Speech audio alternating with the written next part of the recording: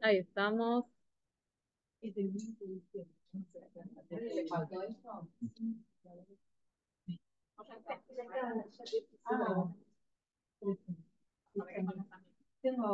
Bueno, vamos a comenzar.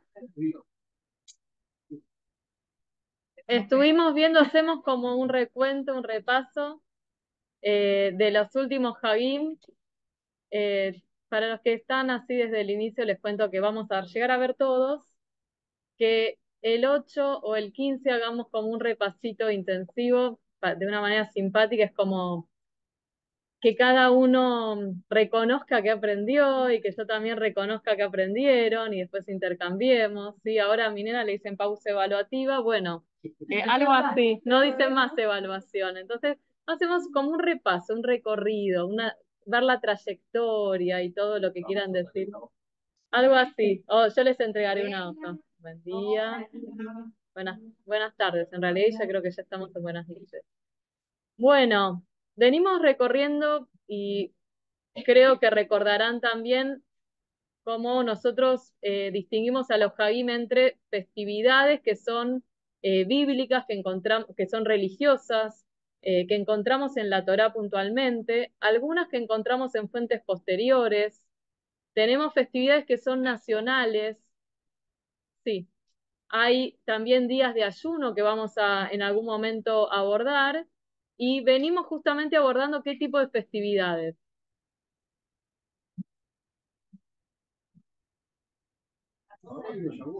Es verdad, terminamos el otro día con un resumen de Shavuot, que es lo que está por venir, pero la Guaomer fue una de las festividades presentes, conmemoramos Yom HaShoah, Yom Ha'atzmaut, hicimos como ahora un abordaje porque así nos indica el calendario de las festividades nacionales y algunas contemporáneas.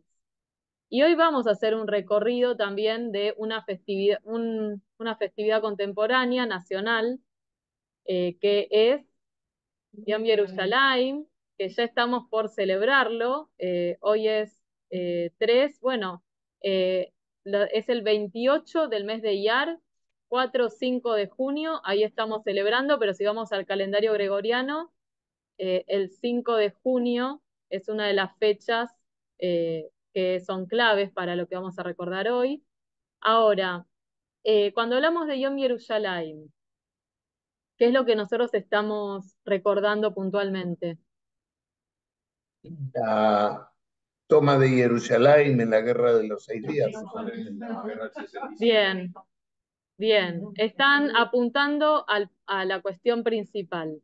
No estamos celebrando una guerra. Es verdad, tenemos como referencia la Guerra de los 6 días y lo que nosotros celebramos es a la ciudad de Jerusalén y a poder haber ingresado a la parte oriental de Jerusalén. En ese sentido, la reunificación de Jerusalén. ¿Qué tal? ¿Cómo le va? Entonces, vamos primero a recobrar un poco el sentido de Jerusalén para el pueblo judío. Algunas cuestiones habremos visto con algunos de ustedes en otras clases, pero vamos a ir hoy puntualmente a ver los hechos que hicieron a la Guerra de los 6 días, un himno que habla de Jerusalén y que también define su historia, una poesía, y después sí, como les había dicho en la clase anterior, seguiremos abordando algunos puntos de Shavuot que se acerca la semana que viene. Estamos como con muchas cosas, así que vamos dividiendo los tiempos como nos dan. Y a mí me gustaría que hagamos una lectura de la Megilá de Ruth la semana que viene. Entonces, por eso es que nos adelantamos a también ir preparándonos para las festividades. Hecha la agenda, que para mí es fundamental, vamos a los hechos. Querría que me digan, algunos ya lo saben, así que pueden si quieren aportarlo, pero lo saben por clases anteriores. Jerusalén, ¿cuándo empezó a ser capital del pueblo judío? ¿19? Yo me voy un poquito antes. Muchísimo antes. El rey David. Claro, bien, el rey David. ¿Por qué el rey David? ¿Qué pasó? A ver, saben, el rey David, es cierto, esa es la respuesta, pero ¿cómo continúa? ¿Qué pasó? Él desarrolló mucho la ciudad de Jerusalén, también construyó el templo. No, ese es Salomón. Bien, pero está bien, vamos a ir armando entre todos la historia. David fue, como sabemos, el segundo rey de Israel. No fue inmediatamente en su momento, cuando el rey era Shaul, se tuvo que escapar porque David estaba cobrando mucha popularidad frente al rey Saúl, que estaba bajando en popularidad. Así era una inversamente proporcional. Sí, conocemos un poco de estos hechos.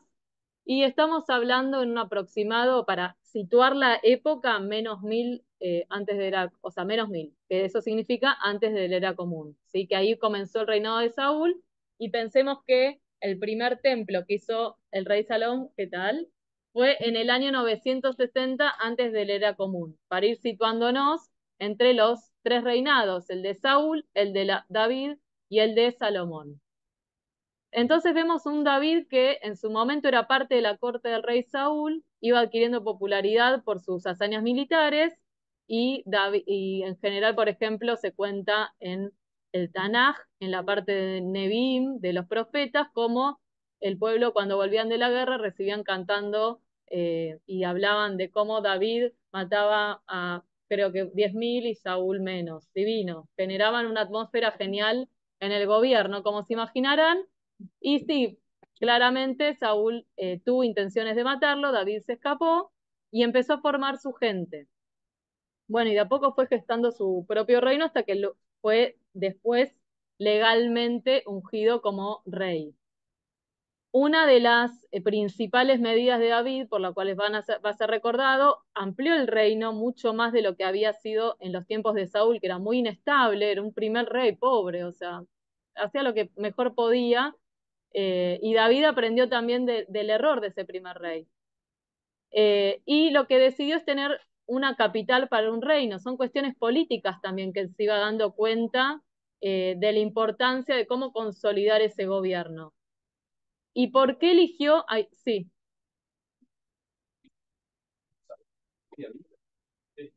No. Shlomo era el hijo de David.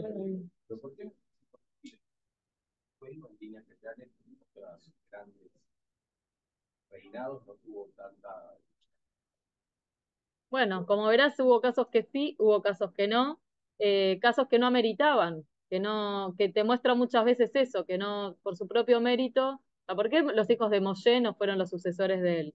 ¿Qué pasó con los hijos de Aarón? Frente a otro de los hijos de Aarón que sí continuaron con la Cohanut, con el sacerdocio. No, no es una ecuación que siempre da igual. Y en el caso de Shaul, su hijo Jonatán era parte de la corte, y de hecho era muy, muy amigo de David. Pero finalmente David fue el que fue elegido por Dios como próximo rey, en un momento en que claramente, si bien había una cuestión política que era el rey y una cuestión religiosa que era en ese momento Shmuel, bueno, pero de todos modos todavía Shmuel era quien elegía al próximo rey. Después sí, fue Shlomo, uno de los hijos de David, que no era el mayor claramente, todos los hijos disputaban, y ahora voy a volver al punto de Jerusalén, que es la homenajeada, pero Shlomo con el tiempo fue el que prevaleció entre los hijos, por más que era el menor, y era el hijo, como vimos con algunas, de la mujer más amada de David, o una de las más amadas en alguno de los momentos en que reinó, que fue Bathsheba, ¿sí? Pero bueno, David eligió Jerusalén porque tenía una característica importante que en su momento, cuando hicimos un pantallazo y vimos Hanukkah como festividad y los macabeos, era algo interesante para tener en cuenta, para elegir una capital. Bien, Jerusalén, Arim Sabibla se dice, hay montañas la rodean, ¿sí? Y claramente a nivel estratégico, tener una capital rodeada de montañas es algo que sirve de protección para el gobierno y para también el templo, que Dios ya sabía, David, que iba a ser el lugar designado por Dios para hacer un templo, pero él no lo iba a poder construir. ¿Por qué? Sí, ha matado a Porque muchos. estaba manchado de sangre, claro. Bueno, entre los dos lo dijeron, había matado a muchos, manchado, sí, tenía, al haber sido un rey militar principalmente, no era la persona indicada para construir un templo a Dios, y sí Shlomo, que su nombre viene de la palabra, que Shalom. significa, muy bien, alumnos. Sí. La, sí, la torre de David, Migdal David, que está en las murallas de la ciudad de Jerusalén, remite al rey David, Migdal David, sí. Y está bueno que hoy esté pasando que de repente levante la mano acá y allá, ¿quién viajó a Jerusalén? Bien, hay un buen cupo y los que no van a viajar en algún momento, pero lo que vayamos hablando los tiene que llevar un poquito a eso, decir, eso que yo vi, después lo vamos a rememorar con la canción, que no se pueden ir de Hagim sin entender qué significa, porque todos cantamos, na, na, na, na, Jerusalén, na, na, na, na, ¿sí? Y después igual Darío lo canta mejor, así que para qué forzarme, y aparte canta al menos para mí yo no llego, entonces listo, genial, pero sepamos que estamos disfrutando. Y eso lo vamos a hacer también luego para que ya conozcamos un poco la historia de Jerusalén. Bien, en Pesaj terminamos el ser de Pesaj diciendo el año próximo en Jerusalén, y como hablábamos el jueves, durante siglos era decir, y ojalá que, porque era impensable. No era impensable viajar a Jerusalén en sí, porque siempre se fue viajando, pero pensar en realmente lo que era estar en Jerusalén, como en los tiempos del rey David, del rey Shlomo principalmente, que ya había construido un templo, y ahora sigo con ese tema para escuchar la Fabi, pero pensar que antes era una utopía y ahora decimos, bueno, ojalá que el año que viene podamos viajar, y algunos han contado el juez cómo realmente celebraron Pesaj en Jerusalén.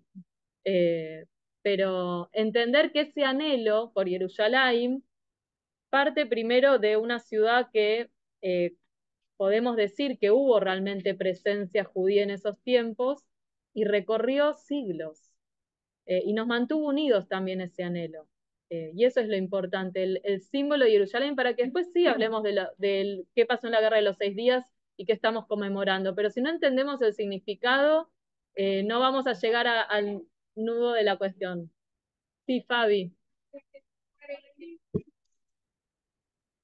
Sí, se puede apagar el aire de atrás. Ustedes dicen que yo...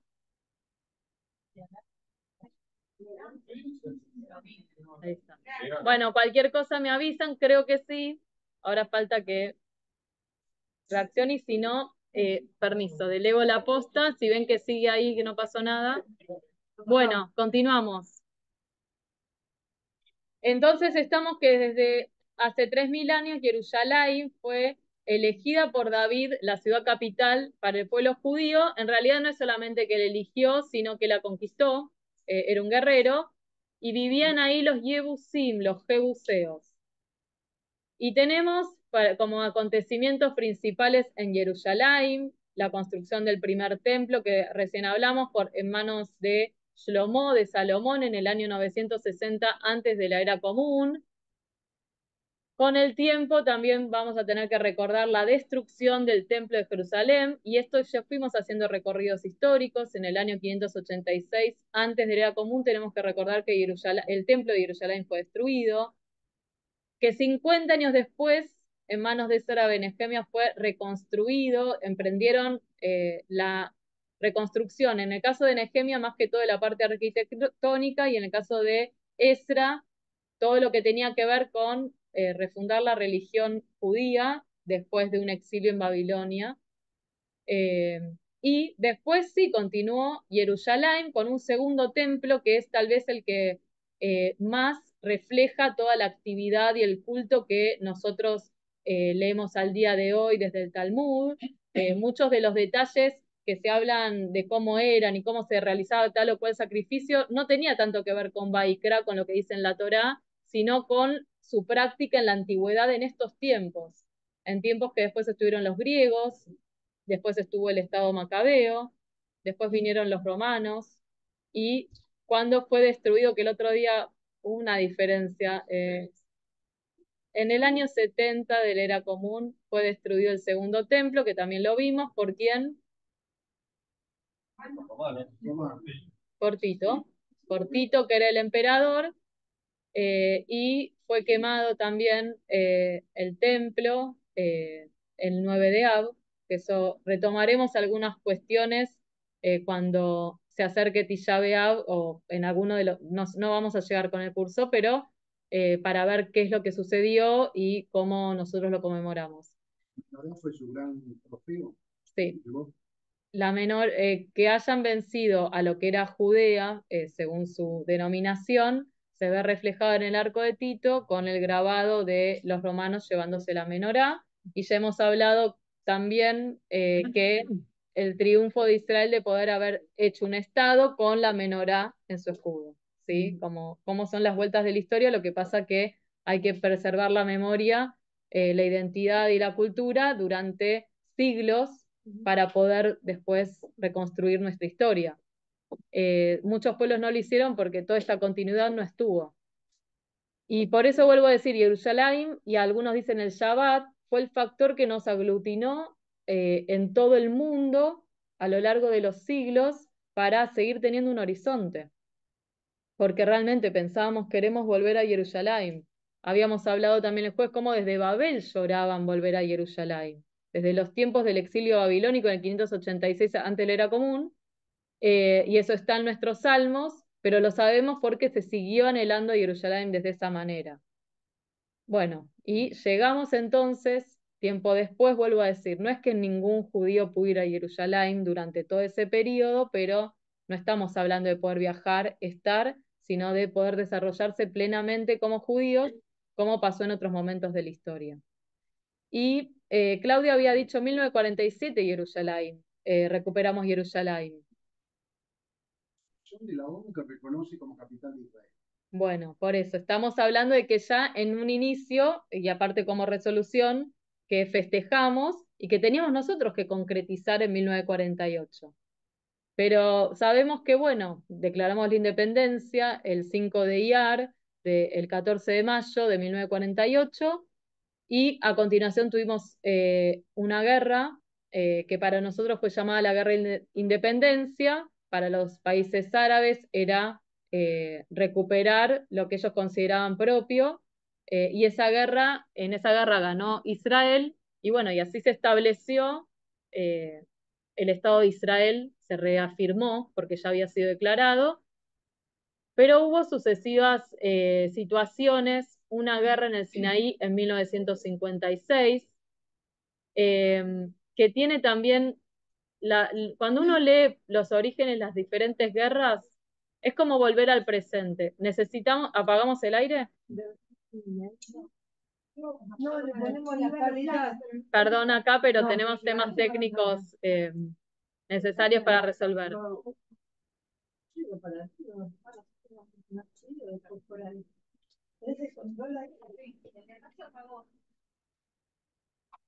Bueno, ahí esa es una manera técnica, muy tecnológica, con la mano pudimos arreglar el aire acondicionado, así que seguimos adelante.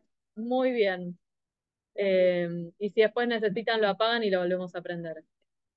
Sí, llegamos entonces, y quiero leerles y de paso recomiendo, yo voy recomendando libros, creo que con ustedes no lo he recomendado todavía, tal vez lo trajimos en otra clase, es Los luchadores judíos de Eduardo Kovalivker, sí, y Yossi Goldstein. Yo les voy a leer una parte de un poema y quiero que me digan si saben de quién es. Un hombre condenado a ser el escarnio, la abominación, el judío, un hombre lapidado, incendiado y ahogado en cámaras letales, un hombre que se obstina en ser inmortal y que ahora ha vuelto a su batalla, a la violenta luz de la victoria, hermoso como un león al mediodía. El que adivina, gana. Tiene aprobado el curso.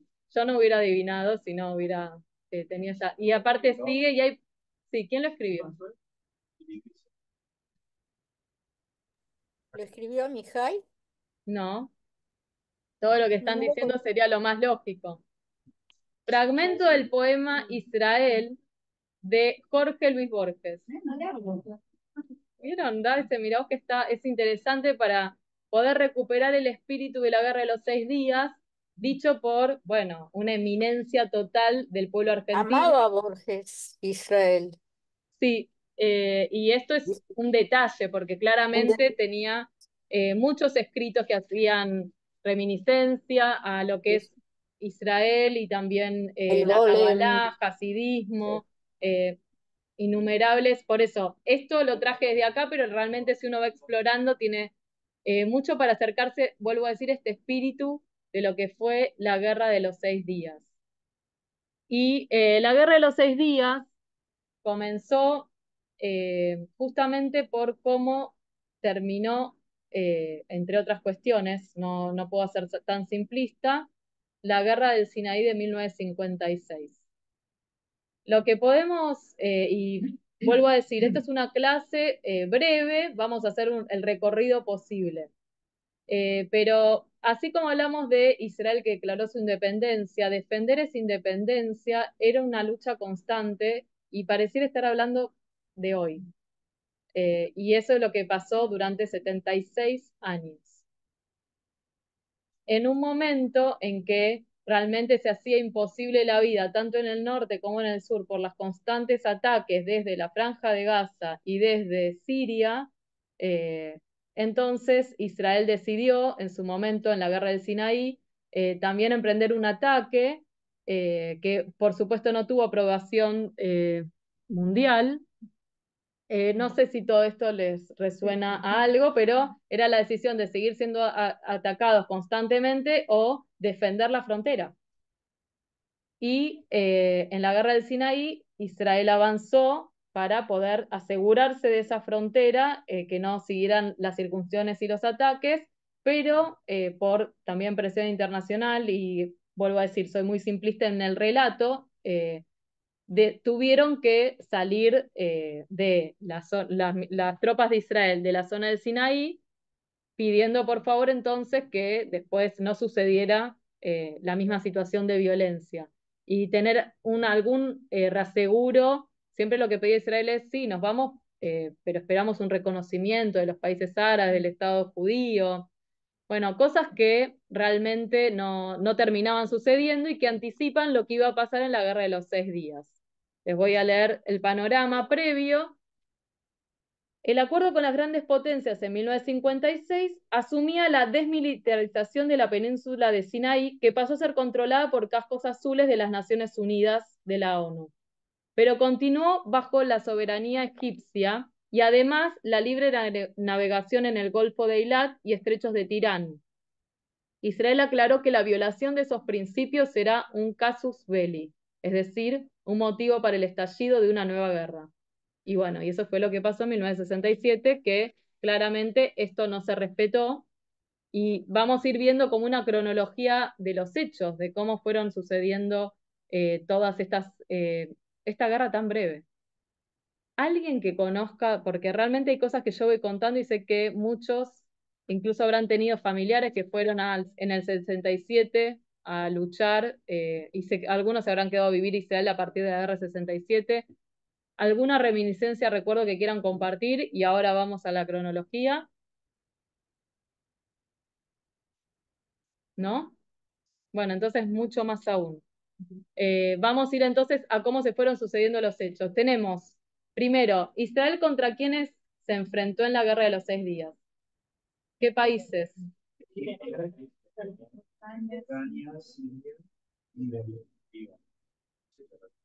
Estaban Israel, Siria, Jordania e Irak. No, pero se unió. Y la superioridad numérica, tal vez no de Israel respecto de Jordania o en algunos casos Israel respecto de Siria, pero sí respecto de Egipto y mucho más respecto de los otros países en conjunto atacando a Israel, era abismal. No, del 77. Para que se den una idea, en datos, tenemos aviones de Egipto 450. de Irak 200, de Siria 120, de Jordania 40 y de Israel, ¿cuántos se imaginan? 15. No, más. 350 contra 450, 200, 120 y 40. Tanques de Egipto 1400, 630 de Irak, 550 de Siria, 300 de Jordania. ¿Israel cuántos? 800. Pero piensen respecto, si ya sé esto, no tampoco quiero que sea la quiniela, pero es como para ir pensando comparativamente, no Israel respecto de Jordania, sino respecto de todos los países juntos atacando. O sea, Israel tenía que defender el sur, el norte a la vez, e incursiones que desde Jordania también. Y lo que quedaba en otro costado, ¿qué era? ¿Qué es lo que ellos querían? Es la frase que se sigue diciendo de manera espeluznante hasta el día de hoy. Echar a los Sí. israelíes al mar, A al ver, llamamiento.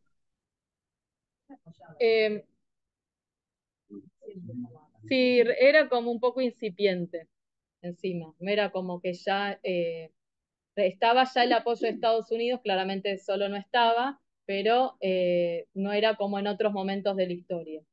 Y previamente, todavía lo que era la Guerra de los 6 días, era un constante diálogo y muchas veces Israel tenía la presión de no atacar primero para recibir el apoyo de los países de Europa o de Estados Unidos. Y eso a veces era imposible de sostener. Y uno ve la necesidad que tenían de lo que sea, no, tenemos que esperar el primer ataque. Bueno, este era un caso de el primer ataque era directamente la extinción del Estado de Israel. Y aparte porque las declaraciones eran explícitas. Fíjense, el 4 de abril desde Siria venían ataques, pero Siria decía que Israel estaba concentrándose en su frontera. Israel decía, vengan a ver si es así. No, no, no puedo, hoy no puedo, mañana tampoco, pero era como algo que vengan, no hay problema, vengan a la frontera a ver si están realmente tropas israelíes con intenciones de atacar Siria. Y no era así. Después, el 14 de mayo se empezaron a apostar tropas egipcias en el Sinaí y tiempo después Nasser dijo a la ONU que los cascos azules tenían que retirarse. ¿Qué hicieron los cascos azules?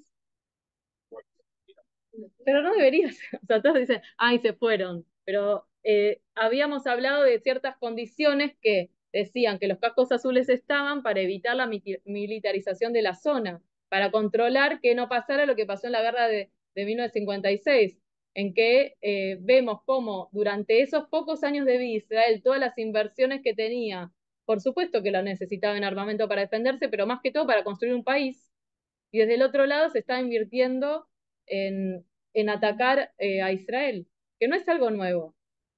O sea, sabemos lo que estoy diciendo, no sé si les resuena.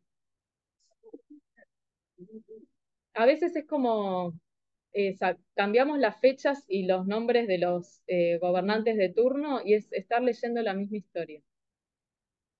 Pero no es la misma. También es eso. Tenemos que saber que el tiempo pasó, que hay cosas en las que nos fuimos fortaleciendo, que Israel hoy es un país que es potencia en cuanto a muchos de sus desarrollos y tenemos que seguir siendo fuertes entendiendo eso, todo lo que se pudo crecer a pesar de todo lo que está pasando, de esta situación de conflicto permanente. Tenemos después eh, un momento, porque estamos hablando de junio, empezamos desde abril, y hubo todo un periodo en que Israel estaba a la expectativa de qué iba a pasar. O sea, piensen también en eso, de no poder avanzar, porque si avanzaban no tenían apoyo militar, pero sabían que se estaban armando y que estaban haciéndose tratados para atacar a Israel, pero no podían avanzar. Y por supuesto que todo eso fue en escalada hasta que en algún momento Israel sí decidió avanzar y atacar para defenderse de un posible ataque, en el sentido de que o seguían esperando la estrategia que los países árabes tenían, o cuál fue la estrategia de la guerra de los 6 días. Estamos viendo soldados, 270.000 de Egipto, 75.000 de Irak, 65.000 de Siria, 55.000 de Jordania y 264.000 de Israel, que sabemos que muchos de ellos incluso vinieron del exterior. O sea, ¿cómo hacemos para enfrentar todo eso? ¿De qué manera Israel logró prevalecer en esta guerra que duró encima solamente 6 días y de la cual los países árabes venían diciendo nosotros nos vamos a unir y los vamos a aniquilar? Principales y les dijeron los aviones y los puertos. Un ataque ¿No en tenía como tierra. una estrategia de estar en altura? Bueno, lo que están diciendo ustedes, más allá de los detalles militares, es estrategia. O sea, lo que tenían que hacer primero era atacar por sorpresa, como fue lo que sucedió, o seguían esperando el apoyo pero decidieron atacar por sorpresa y eso fue el factor que lograron también, en ese sentido, destruir al ejército egipcio, o al menos darle un golpe importantísimo en ese 5 de junio en que se inició la Guerra de los 6 días. Si no era sorpresa, probablemente cómo podían ellos detener ese ataque. Otra cuestión es que vemos que sí. Había también un personaje previo. Sabías que ellos los iban a atacar. ¿O así? ¿Quién sabía que? Se sabía, pero también porque ellos lo estaban anunciando. O sea, no es que había algo, puede ser que, y seguramente, y como hubo siempre, había un conocimiento de ciertos detalles del ejército y de cómo estaban apostados, pero la declaración era expresa. Y que aparte realmente vemos acá que el presidente le pide a la ONU que se retiren y se retiran. No había mucha, o declaran desde Siria que Israel se estaba apostando ahí con las tropas para atacar Siria, dicen que no, y eso queda ahí. Y sí. Bueno, los informes militares y la estrategia no hubiese sido atacar en tierra, en el aeropuerto del Cairo, a los aviones, hoy Israel no estaría. Eso es informe militar. Y además, no es solamente tener muchos soldados, sino tenerlos bien entrenados y con un armamento de calidad. Esto es lo que también se relata, hay muchos informes, en este caso elegí de este libro, me parece súper interesante y porque conozco al menos a uno de quienes escribe. eh, Tener armamento de calidad es fundamental y tener un entrenamiento también. Perdón, pero tema aparte que nada que ver, hace recordar a la Guerra de Malvinas. Más allá de cómo fuéramos, pobres chicos que fueron enviados, no es manera, no pasa por solamente el espíritu y, o sea, poder conocer también cómo luchar, básicamente. Pero además, por supuesto, lo que está siempre presente, nosotros es debido a muerte. Y eso es el diferencial. Quienes vinieron desde otros lugares del mundo a apoyar a Israel para luchar. Y algo similar también ocurrió después del 7 de octubre en la guerra actual. Muchos que estaban en otros países volvieron para sumarse para defender a Israel. Y el espíritu que se tiene no nos queda otra. O sea, o luchamos y de la mejor manera posible o no existimos más. Y no porque nos parezca a nosotros, sino porque nos están diciendo no van a existir más. Queremos aniquilarlos. O sea, es algo que es claro y eso es lo que siempre nos hace sorprendernos de la reacción general, de que estamos luchando contra alguien que dice queremos su aniquilación. Yo creo que en ningún país del mundo se escucha porque nosotros los queremos aniquilar. Y por eso también traje este poema de Borges. Me parece genial que uno piense, nosotros mismos lo expresamos, pero que alguien desde afuera, bueno, un genio como él, pudiera ver esta cuestión de la persona que siempre fue señalada, siempre fue maltratada, y que a partir de esta guerra dice, yo también puedo luchar y puedo defenderme. De hecho, este libro lo que muestra desde luchadores judíos es decir, nuestra guerra no es solamente de cómo fuimos masacrados, también de los luchadores que estuvieron en todos los tiempos. Y por eso yo traía desde un principio, ahora seguimos con los acontecimientos de la Guerra de los 6 días, por eso yo traía en un principio Lag BaOmer y las fiestas nacionales, porque esto es una seguidilla de generaciones que lucharon por ser un pueblo libre en la tierra de Israel y de no ser aniquilados y asesinados. La rebelión de Bar Kokhba era, esta es nuestra última oportunidad. Y el resultado fue, ganaron en un momento y perdieron totalmente la batalla y la vida en el 135. Pero el pueblo prevaleció por un Jerusalén que ojalá estemos el próximo año y por, como Hegel dice, por el Shabbat, por tener algo todas las semanas que nos une en una mesa. Pesaj nos une una vez al año, Rosh Hashanah también, pero tener todas las semanas ese espíritu y ese recuerdo. Bueno, seguimos con los hechos. Tenemos ya quienes estaban en el gobierno de Israel. El primer ministro era Levi Eshkol, que ustedes dicen, ah, ¿quién era ese hombre? Sí, era la persona que estuvo como primer ministro en una de las guerras más importantes que enfrentó Israel. Como ministro de defensa, seguramente, Moshe Dayan, y como jefe del ejército del Tzal, sí, Rabin, Yitzhak Rabin. Yitzhak Rabin, Zichrono Libraja. No quiere decir que los demás no, esta mención que estoy haciendo, pero que la verdad siempre nos duele, a mí me duele siempre decir su nombre por lo tremendo que fue y lo que nos cuesta la paz a nosotros mismos, ¿no? En el interior de nuestro pueblo. Que eso también condujo a la destrucción del templo de Jerusalén, y al día de hoy hay diferencias respecto de lo que está sucediendo en la guerra de Gaza entre el mismo pueblo judío, desde los más radicales, desde los distintos ámbitos. Pero bueno, hay que mantener el espíritu y siempre dar el lugar a los que estamos luchando por la vida. 5 de junio entonces, ahí ya comenzamos la guerra, el ataque de Israel y la invasión de Israel, ¿en qué territorio? En la península del Sinaí. Tenemos después combates aéreos sobre Siria, y ahí sí, en ese caso sí, Israel también combatió con Siria, eso era claro, no era como decían antes, en este caso sí, y empieza la guerra. Seguimos después, el 6 de junio, Israel conquista Gaza, Belén, Ramala, y se destruye la Fuerza Aérea Jordana. El 7 de junio, yo sonrío porque, ¿qué habrá pasado el 7 de junio? Algo muy lindo. Podemos ingresar a Jerusalén Recuperamos al este y se llegó hasta el cóctel. Y googleen la imagen, si ponen la guerra de los 6 días imágenes, la mirada de esperanza de esos soldados, no, de esperanza no, porque ya estaban ahí, de emoción, de los soldados que pudieron ingresar después del 48 y que ya esa región estaba vedada para los judíos, a ver el cótel. Y también es cierto que previamente era muy difícil el ingreso a lo que era Jerusalén. Claro.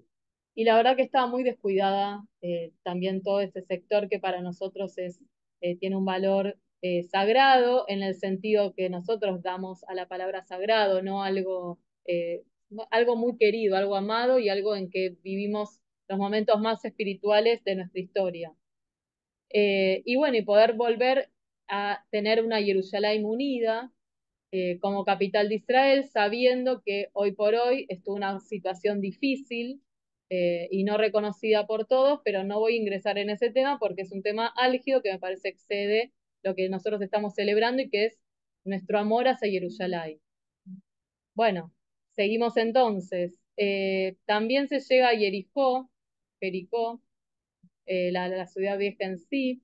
Después se va avanzando, Jordania ya empieza a aceptar el pedido de cese de fuego de la ONU, solamente Jordania, porque bueno, claramente tenía su fuerza aérea destruida y también había perdido Cisjordania. Se conquista Hebrón. ¿Qué es lo que está en Hebrón? Muy bien. El tiempo de los patriarcas me dará Tamaspailá. ¿Sí? Se puede acceder a un lugar tan importante para nosotros como la Mehará, la tumba, ¿quién fue quien decidió que ahí iban a ser enterrados nuestros patriarcas y matriarcas, salvo Rachel? Abraham Abraham. compró. Y lo compró. Sí. Y eso también lo traigo porque eso habla de nuestra historia.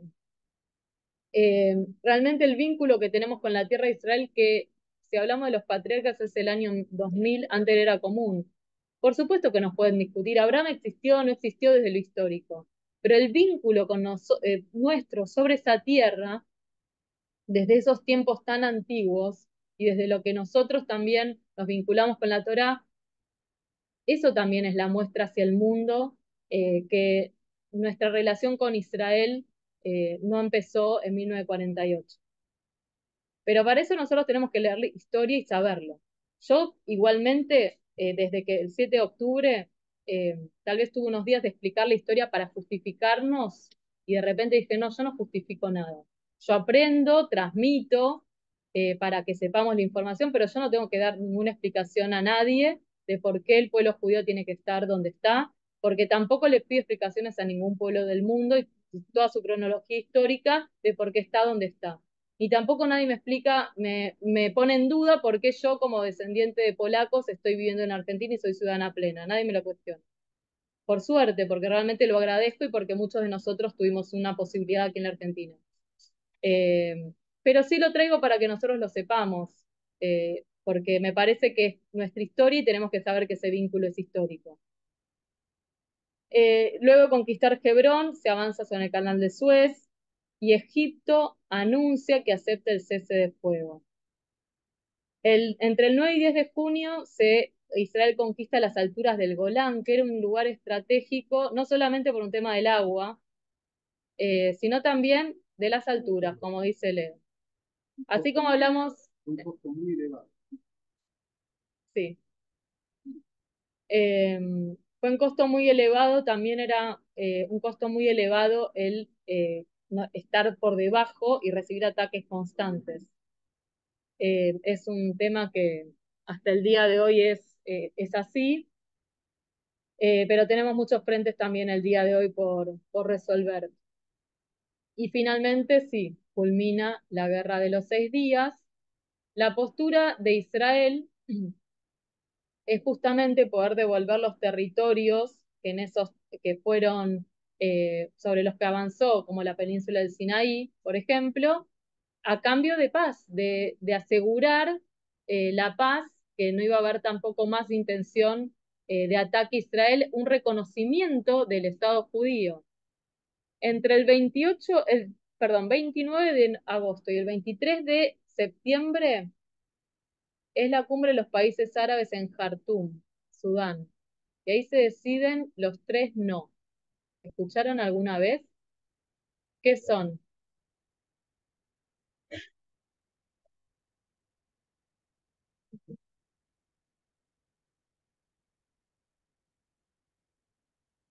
No negociaciones con Israel, no reconocimiento y no a la paz. O sea, después de esta situación, la resolución es la misma, porque siempre el reclamo de Israel es hagamos la paz y sigamos adelante, y desde el otro lado es el no. Y en este sentido, después sabemos que una vez que finalizó la Guerra de los 6 días y toda la atmósfera del triunfo y de la seguridad que se vivió en Israel, ¿qué pasó unos años después? 6 años después, la Guerra de Yom Kippur. La guerra. Eh, y en este sentido, estamos siempre, no sé si decir en estado de alerta, pero en estado de defensa, construyendo un país, queriendo a Jerusalén, y no sé si a ustedes les pasó, pero cuando uno vuelve siempre ve que está más linda, que creció, que se sigue remodelando. Es seguir construyendo, no digo Lambrotacol, pero sabiendo que la paz hoy por hoy, así como en su momento decíamos, Leyana va a Yerushalayim, bueno, que en algún momento llegue la paz. Y lo tenemos que decir, porque si no prevalecen entre nosotros también discursos que se entienden desde el dolor, de luchar y desde no negociación, y al día de hoy creo que incluso nos podemos estar hablando de un acuerdo en lo inmediato porque estamos en un momento muy sensible y doloroso, pero sí tenerlo como mira en un futuro, para poder estar nosotros tranquilos. Jerusalén Shel Saab. La otra vez les mencioné al pasar en un relato que entre Rachel y Rabí Akiva, que hablaban de los pobres que eran y que él decía, ojalá te pudiera regalar una Jerusalén Shel Saab. Bueno, Jerusalén Shel Saab se menciona en las fuentes como una joya, que algunos dicen que era como una corona, que por supuesto no todo el mundo tenía acceso. Bueno, y eso le da un poco el nombre a este himno. Algunos cuentan que los soldados que ingresaban cuando estaban en la guerra de los 6 días, y bueno, cuando ingresaban a Jerusalén cantaban Jerusalén Shel Saab. ¿Quieren escuchar la letra en castellano? Y ya estamos como al pie de la hora, pero terminar con una hermosa poesía. No te voy a pedir, Martín, si quieres que cantes. Después de escuchar, o sea, nosotros tenemos a Darío como parámetro. Discúlpenme, o sea, no puedo. Si la tuviera al agua es lo mismo, no es un tema, pero sobre todo el final que hace Darío. O sea, terminemos bien el día, yo ese final no llego. Abir Arim Salul Kayai, no voy a decirlo todo en hebreo y en castellano, no se preocupen, aunque lo haría de mil amores. Aire de montañas, diáfano como el vino que para nosotros es una bebida apreciada, y aroma del pinar. También esa cuestión del aroma. O sea, vayan viajando un poquito a Jerusalén mientras hablo. Que trae la brisa de la tarde con el sonar de las campanas. Lo que tiene la traducción es que la rima quedó para otro momento. Y en el letargo del árbol y la roca, que hoy yo me imagino como una roca amarillenta, que es aparte un requisito arquitectónico. Sí. Me encantaría que lo hagan en Buenos Aires. Sí. Sí. Es impresionante al atardecer, cuando la ves de lejos, todo es dorado.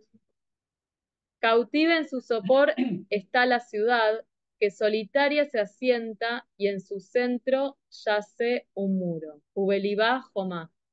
¿Sí?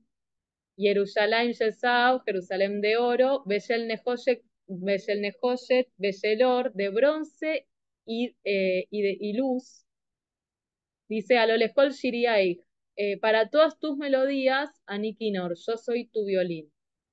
Regresamos, y ahora ya pensando un poco cuando ya se reunificó Jerusalén, regresamos a los pozos de agua, al mercado y a la plaza. El shofar llama desde el templo en la vieja ciudad.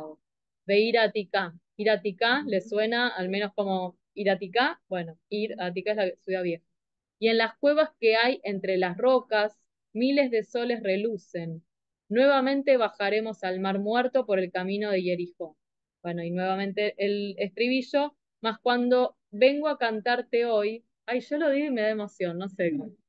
Y de colocarte las diademas, soy el más joven de tus hijos y el último trovador. Tu nombre quema mis labios como un beso angelical. Si te olvidare, Jerusalén, ciudad de oro toda, y meshkajej Jerusalén, ayer kulá Saab. Después sigue Jerusalén, Shel Saab, Beshel Nefoshet, Beshelor, a lo lejos Shiria y Hanikinor. Vamos todos ahí también. Jerusalén, Shel Saab, Beshel Nefoshet, Beshelor, a lo lejos Anikinor. Vieron qué valiente su morada, que hasta por grabada lo subo, pero era necesario terminar con esta canción. Y esto queda por la eternidad. Bueno, nos vemos. Yom Yerushalayim Samea.